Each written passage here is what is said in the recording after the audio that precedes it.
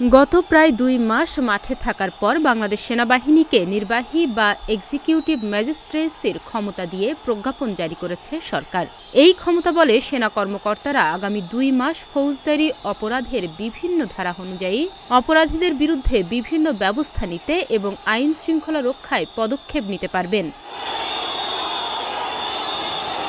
মঙ্গলবার রাষ্ট্রপতির আদেশক্রমে জনপ্রশাসন মন্ত্রণালয় থেকে এ বিষয়ে প্রজ্ঞাপন জারি করা হয়েছে। ১৯৮৯ সালের ফৌজদারি কার্যবিধির ১৬টি ধারায় সেনাবাহিনীকে ম্যাজিস্ট্রেসি ক্ষমতা দেওয়া হয়েছে।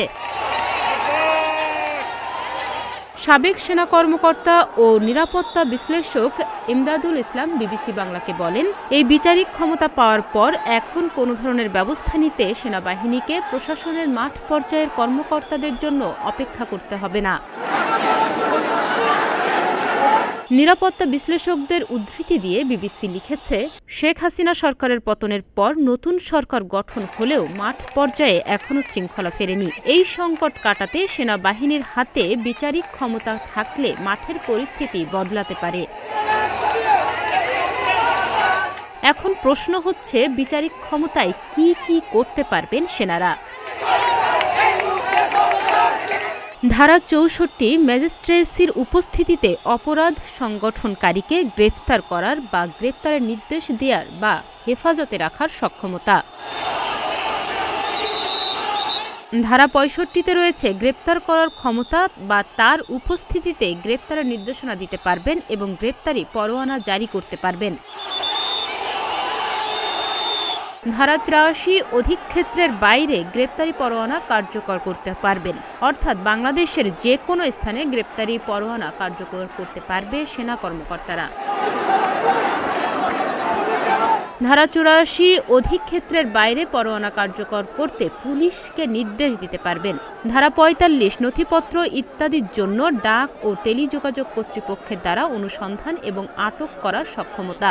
ধারা ১০০ ভুলভাবে দোষী ব্যক্তিদের হাজির করার জন্য অনুসন্ধান ওয়ারেন্টি জারি করার ক্ষমতা, অর্থাৎ বেআইনিভাবে আটক করা ব্যক্তিকে উদ্ধারের জন্য সেনাবাহিনীর কর্মকর্তারা যে কোনো স্থানে তল্লাশি করতে পারবেন। কাউকে অপহরণ বা জোর করে কোথাও আটকে রাখার খবর পেয়ে সেনা কর্মকর্তারা সেখানে তল্লাশি করতে পারবেন।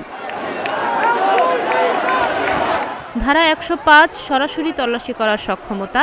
ক্ষমতাপ্রাপ্ত ব্যক্তিদের উপস্থিতিতে যে কোনো স্থানে অনুসন্ধানের জন্য তিনি সার্চ ওয়ারেন্টি জারি করতে পারবেন। ধারা ১০৭ শান্তি বজায় রাখার জন্য নিরাপত্তার প্রয়োজনীয় ক্ষমতা। ধারা ১০৯ ভবঘুরে ও সন্দেহভাজন ব্যক্তির ভালো আচরণের জন্য নিরাপত্তার প্রয়োজনীয় ক্ষমতা। ধারা ১১০ অভ্যাসগত অপরাধীর কাছ থেকে সদাচরণের জন্য মুচলেকা গ্রহণ। ধারা ১২৬ সদাচরণের নিশ্চয়তা প্রদান করা ব্যক্তির মুচলেকা বাতিল করে সমন বা গ্রেপ্তারি পরোয়ানা জারি করার ক্ষমতা। ধারা ১২৭ বেআইনি সমাবেশ ছত্রভঙ্গ করার আদেশ দানের ক্ষমতা। ধারা ১২৮ বেআইনি সমাবেশ ছত্রভঙ্গ করার জন্য বেসামরিক শক্তি ব্যবহার করার ক্ষমতা। ধারা ১৩০ বেআইনি সমাবেশ ছত্রভঙ্গ করার জন্য সামরিক শক্তি ব্যবহার করার ক্ষমতা।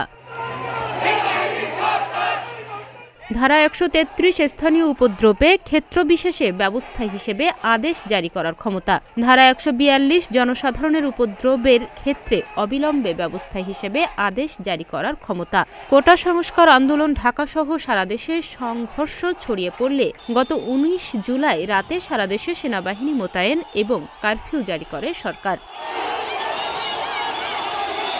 ছাত্র জনতার অভ্যুত্থানে গত ৫ আগস্ট আওয়ামী লীগ সরকারের পতন হয়। এরপর ৮ আগস্ট অন্তর্বর্তী সরকার গঠিত হয়।